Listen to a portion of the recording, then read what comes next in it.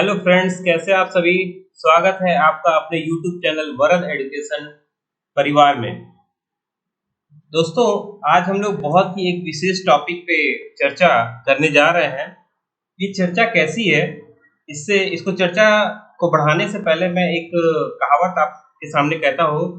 पोथी पढ़ पढ़ जग मुआ, पंडित भया न कोय, ढाई आखर प्रेम का, पढ़े सो पंडित होए। दोस्तों, इस कहावत को ध्यान से सुनिएगा और इसको समझिएगा। पोथी पढ़ पढ़ जग मुआ मतलब बहुत सारी किताबें बुक्स पढ़ लेने से, सिर्फ अध्ययन कर लेने से कोई परफेक्ट नहीं हो जाता है। ढाई आखर प्रेम का, पढ़े सो पंडित होए। तो आज इसी पर मैं आपसे चर्चा करने वाला हूँ कि नोट्स कैसे बनाएं, कैसे नोट्स बनाते हैं। और नोट्स बनाने की प्रक्रिया जो है बच्चों को सही से नहीं पता होती है, और इस कारण जो है वो अपने लास्ट मोमेंट में, जब एग्जाम का रात होती है, एग्जाम की रात होती है, लास्ट नाइट होती है, उसमें जो है वो रिवीजन सही से नहीं कर पाते और कहीं ना कहीं दुविधाओं में फंस के शायद आती हुई चीज भी एग्जाम में गलत कर आते हैं। तो ऐसे में नोट्स बनाने की सही प्रक्रिया क्या होनी चाहिए, किस तरीके से नोट्स बनाना चाहिए, इसके बारे में हम आज बात करने जा रहे हैं।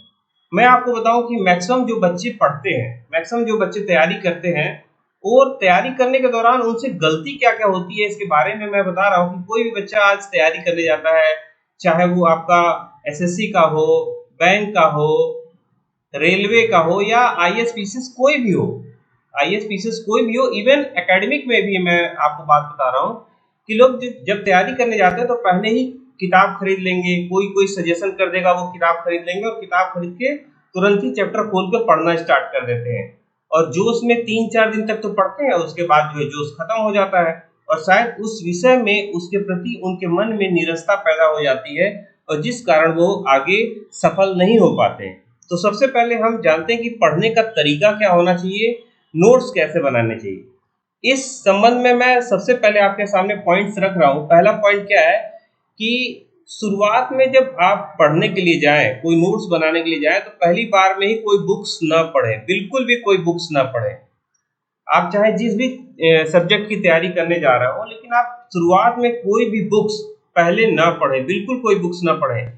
आपको पहले क्या करना है, आपको सिर्फ ये करना है कि प्रीवियस ईयर के जो भी पेपर हो, चाहे मॉक टेस्ट हो, उसको वो लगातार बार बार देखें, उसको ऑब्जर्व करें। चाहे वो प्री का एग्जाम हो, जैसे ऑब्जेक्टिव प्रश्न हो, चाहे मेंस का हो, सब्जेक्टिव प्रश्न हो, और चाहे आपका कोई एकेडमिक ही क्यों ना हो, कोई एकेडमिक की तैयारी कर रहे हैं, चाहे आप जैसे क्लास 1 से लेके क्लास 12 तक की अगर आप तैयारी कर रहे हैं, तो इस तैयारी के दौरान ऑब्जेक्टिव प्रश्न, सब्जेक्टिव और उस संबंधित चैप्टर का जो एक्सरसाइज है उसको बार बार देखें, उसको लगातार देखें। अब जैसे मैं आपको एक एग्जांपल दे रहा हूँ। एग्जांपल में क्या है कि जैसे आप अकबर के बारे में पढ़ रहे हैं, अकबर के बारे में आप चैप्टर पढ़ने जा रहे हैं, तैयारी कर रहे हैं, आप कॉम्पिटिटिव एग्जाम की तैयारी कर रहे हैं, तो उसमें आप अकबर के बारे में पढ़ने जा रहे हैं, तो पहले अकबर से संबंधित चैप्टर को न पढ़ें। अकबर से संबंधित जितने भी क्वेश्चंस आए हुए हैं, उन क्वेश्चंस को आप थोड़ी अच्छे से देखें कि कौन कौन से क्वेश्चंस आ रहे हैं और उनके कौन से 4 ऑप्शन हैं। उन चारों ऑप्शन को बहुत ध्यान से पढ़ें। इवन पढ़ने के साथ साथ अगर उसका कोई आंसर है तो आंसर भी रट लें, उसी समय रट लें। मैं जो बात कह रहा हूँ ध्यान से समझिएगा। आंसर को भी अगर आप चाहें तो आप रट सकते हैं, और ना तो सिर्फ क्वेश्चन पढ़ें और क्वेश्चन के साथ उसके चारों ऑप्शन को ध्यान से पढ़ें। उस चैप्टर के सारे क्वेश्चंस को इस प्रकार में आप देख लें। और जब ये कर लेते हैं, सभी प्रश्न को देख लेते हैं, सभी प्रश्न को आप जो है सही तरीके से देख लेते हैं, उनको रट लेते हैं, तब आप संबंधित चैप्टर को ध्यान से पढ़ना स्टार्ट करें, तब उस चैप्टर को ध्यान से पढ़ना स्टार्ट करें। इससे क्या होगा, जब आप चैप्टर पढ़ेंगे तो आपके दिमाग में वो बातें आएंगी कि अकबर से, अच्छा यार ये वाला क्वेश्चन, इसको तो मैंने वहां पढ़ा था, तब वहां पे आपका कंसंट्रेशन बढ़ता है। जैसे अकबर की आप राजपूत नीति के बारे में अगर कोई क्वेश्चन आया हुआ और आप उसकी राजपूत नीति के बारे में पढ़ रहे हैं, चाहे उसकी आप तीर्थ यात्रा कर समाप्ति के बारे में पढ़ रहे हैं, तो जब वो चीजें आती हैं तो आपका माइंड हाईली कंसंट्रेट हो जाता है उस जगह पर। और पढ़ने का तरीका क्या है कि जैसे आप कोई बुक पढ़ रहे हो, आप कोई भी बुक ऐसे पढ़ते हो, तो आप कोई भी बुक में देखिएगा कि कोई पैराग्राफ ऐसे लिखा रहता है तो पैराग्राफ के दोनों तरफ, आप किताब के दोनों तरफ देखिएगा, यहाँ पर और यहाँ पर खाली जगह होती है। और जो जगह खाली होती है तो उसमें क्या करिए, कोई भी पैराग्राफ होता है, कोई भी पैराग्राफ होता है, वो पैराग्राफ कुछ न कुछ विशेष बात के बारे में वो लिखा गया रहता है पैराग्राफ।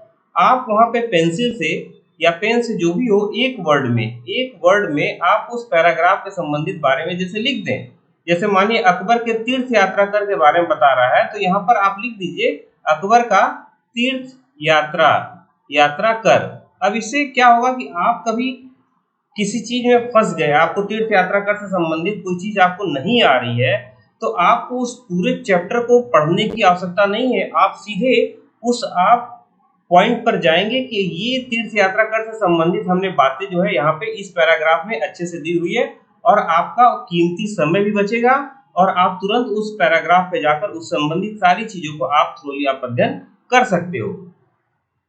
तो जब इतनी चीजें हो जाती हैं, तो पहली बात है कि जब आप पहली बार बुक पढ़ते हो तो फर्स्ट रीडिंग में आपको क्या करना है, फर्स्ट रीडिंग में आपको सिर्फ बुक पढ़ना है ध्यान से। लेकिन एक बात ध्यान रखिएगा बच्चों, आपको उसमें कुछ भी नहीं लिखना है। उस बुक पर आपको एक वर्ड नहीं लिखना है और ना एक लाइन कुछ भी लगानी है। सिर्फ आप पैराग्राफ पढ़ते जाएं, पैराग्राफ के बगल में आपको जो भी चीज उससे संबंधित लगती है उसके बारे में सिर्फ यहाँ पे लिख दें। दूसरे में है क्या है, दूसरे स्टेप में क्या है, सेकंड अगर आप रीडिंग कर रहे हैं उस किताब की, उस चैप्टर की, आप दोबारा रीडिंग करिए। ऐसा नहीं कि एक बार में आपने कोई रीडिंग कर ली और आप जो है आपका काम खत्म हो गया। यहाँ पे एक बात मैं आपको और बता दूं कि एक इम्पॉर्टेंट बात, बहुत ही ज्यादा इम्पोर्टेंट बात बता रहा हूँ। आज की तैयारी में मैक्सिमम लोग असफल क्यों होते हैं इसके बारे में बता रहा हूँ। कि जैसे मैंने कहा, कोई भी बुक हो, कोई भी बुक, चाहे आपको एनसीईआरटी पढ़ रहे हो, एनसीईआरटी पढ़ रहे हो या कोई भी बुक पढ़ रहे हो, दोस्तों क्या होता है कि एक बार आदमी एक बार एनसीईआरटी पढ़ लिया, तब तक किसी मित्र ने कहा कि यार उससे जो है संबंधित जो है यार ये क्या कहते हैं आपका सतीश चंद्रा की बुक पढ़ लीजिए, मेडाइवल हिस्ट्री में, या किसी की पढ़ लीजिए, तो आदमी वो बुक खरीद लेता है, वो चैप्टर पढ़ने लगता है, वो किताब पढ़ने लगता है। ये गलत है। आप जब तक किसी किताब का कम से कम 5 बार 6 बार अध्ययन न कर लें, तब तक कोई भी दूसरी किताब न खरीदें और ना ही उसको पढ़े। अगर खरीद भी लिया है तो पढ़े मत, क्योंकि आप अगर 5 बार 6 बार अगर किसी किताब को पढ़ लिए हैं, तो 7वीं बार में जब दूसरी किताब आप खोलेंगे तो उसमें जो भी इम्पोर्टेंट चीजें होंगी आप निकाल सकेंगे। नहीं तो क्या होगा, सारी चीजें आपको इम्पोर्टेंट लगेगी। तो करना क्या है, आपको सेकंड स्टेज में जब सेकंड रीडिंग करते हैं, तो आपको पेंसिल से उस बुक में जो भी आपको चीजें इंपॉर्टेंट लग रही हैं, आपको सिर्फ अंडरलाइन करना है। आपको कोई भी चीज लिखना नहीं है, आपको नोट्स नहीं बनाने हैं, एकदम से नहीं बनाने हैं। तब आप आते हैं थर्ड स्टेज में, जब दोबारा बुक को पढ़ते हैं, थर्ड स्टेज में आते हैं, थर्ड रीडिंग में आते हैं, तो आप देखेंगे कि आपको कुछ मैक्सिमम चीजें जो है उस चैप्टर की आपको याद हो गई हैं। तो जो चैप्टर में आपको चीजें याद हो गई हैं, उनको जो आपने अंडरलाइन किया है उनको आप मिटा दीजिए और उन चीजों को अंडरलाइन रहने दीजिए जो चीजें आपको अभी याद नहीं हो पा रही हैं या आपके दिमाग से मिट जा रही हैं। और तब आता है फोर्थ स्टेज। आप फोर्थ स्टेज में क्या करिए, आप फोर्थ स्टेज में नोट्स मेकिंग स्टार्ट करिए, नोट्स को बनाना स्टार्ट करिए। चलते हैं नेक्स्ट पेज पे। अब नोट्स कैसे बनाना है इसके बारे में दोस्तों ध्यान से पढ़िएगा बच्चों। नोट्स हमेशा आप लूज कॉपी में बनाइए, ऐसा नहीं कि कोई एकदम फिक्स कॉपी उठा लिया और उसमें आपने लिखना स्टार्ट कर दिया। नहीं, लूज कॉपी में, जिसमें आप पेज को इधर उधर कर सके, उसमें कोई नया चीज जोड़ सके, ऐसे में बनाना है। और जो नोट्स बनाने हैं उसमें कोई पूरा जत्था नहीं लिखना है, आपको सिर्फ कीवर्ड्स लिखने हैं, की स्टेटमेंट लिखने हैं। जैसे बोला ना, पोथी पढ़ पढ़ जग मुआ पंडित भया न कोई, ढाई आखर प्रेम का पढ़े से पंडित कोई होई। तो आपको सिर्फ वो 2.5 अक्षर ऐसे की पॉइंट्स आपको लिखने हैं। और नोट्स कैसे बनाना है इसके बारे में अगर आप फर्स्ट स्टेज में चलते हैं, तो आपको नोट्स पहली दफे जो बनानी है वो एकदम शॉर्ट नोट्स बनाना है। यानी कि जो आपको याद नहीं रह रही हैं चीजें, जो याद नहीं रह रही हैं, उनको आप नोट्स में बना रहे हो, और वो भी काफी छोटा होना चाहिए, एकदम सीमित मात्रा में होना चाहिए। और ये कब होगा, जब आप स्वयं से पढ़ेंगे और स्वयं के शब्दों में आप उसको बयां करेंगे, उसको लिखेंगे। जब सेकंड स्टेज में आप आते हैं, नोट्स बनाते हैं, तो उसको और छोटा करने का प्रयास करिए। देखिए क्या उसमें से कोई चीज कट हो सकती है।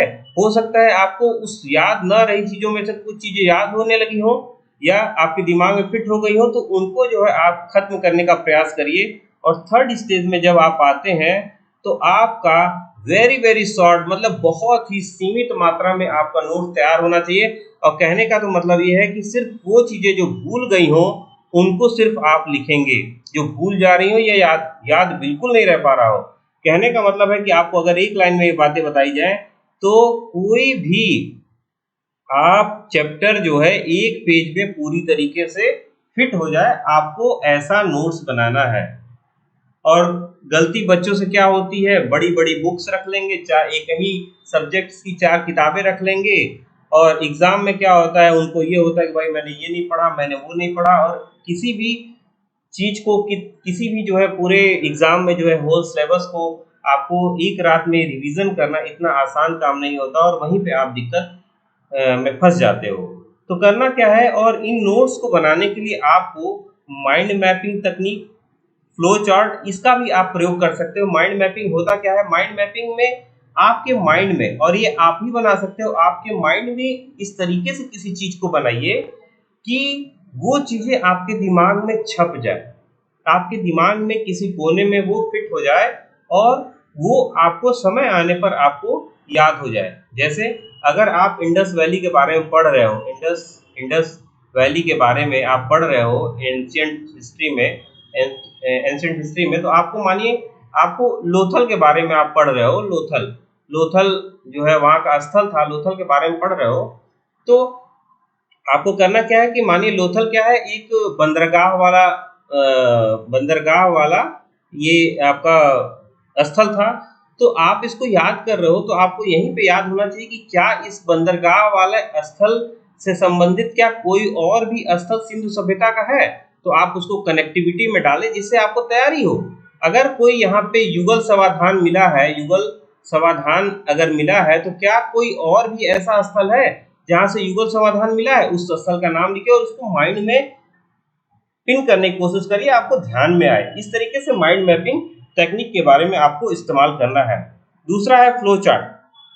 फ्लो चार्ट का आप इस्तेमाल कर सकते हैं अपने अनुसार बनाकर, किसी भी चीज को किस टेक्निक के माध्यम से आपको बनाना है, शॉर्ट में आप बना सकते हो। और इसको याद करने का एक और अच्छा तरीका है कि आप किसी भी अगर चैप्टर के बारे में कुछ अगर फ्लो चार्ट अगर आप बनाए हो, कोई छोटे छोटे कागज पे आपने बना के कोई चीज रखा हुआ है, तो एक कागज को कहीं और चिपकाइए, दूसरे को किसी और कमरे में या कहीं और चिपकाइए, जिससे आपकी माइंड बहुत तेजी से काम करे और उस कनेक्टिविटी को खुद देखे, उसको समझे। और जो नोट्स बनाने हैं वो बहुत सुंदर नहीं बनाना है, कहीं किसी कंपटीशन में नहीं लगाना है, उसको दिखाना नहीं है, लेकिन हाँ ऑर्गेनाइज फॉर्म में जरूर बनाना है कि ऑर्गेनाइज फॉर्म में हो और वो चीजें जो है आपको हेल्प कर सके। और ये तभी हेल्प करती हैं जब आपके नोट्स स्वयं के नोट्स होते हैं। ऐसा नहीं कि आप किसी दूसरे आदमी का नोट्स ले लेंगे तो आप उससे जो है कोई एग्जाम जीत सकते हैं, ऐसा नहीं है दोस्तों। हमेशा युद्ध स्वयं के हथियार से ही जीता जाता है, स्वयं के हथियार से ही जीता जाता है। और आपको पता होगा कि आपने उस हथियार में कितना धार लगा के रखा है। क्या किसी की गर्दन एक बार में उड़ाई जा सकती है, या कि काटने से पहले आपका ही कोई गर्दन उड़ा के चला जा रहा है। तो ये तभी होगा जब आप स्वयं से नोट्स बनाएंगे, स्वयं के हथियारों में स्वयं से धार लगाएंगे, और जितना धार लगाएंगे उतनी उसमें शाइनिंग आएगी, उतनी उसमें स्पष्टता आएगी, और आप उसी के द्वारा जो है अपना जंग जीत सकते हैं। तो दोस्तों इसके साथ मैं अपनी बातों को विराम देता हूं, और मुझे ऐसा आशा करता हूं कि आपको ये चीज़ें समझ में आई होंगी। और अगर मेरी बातें समझ में आई हो तो लाइक करिएगा, और बहुत ज़्यादा समझ में आई हो, अच्छी लगी हो तो शेयर भी करिएगा। मिलते हैं नेक्स्ट सीरीज में, तब तक के लिए जय हिंद, जय भारत, धन्यवाद।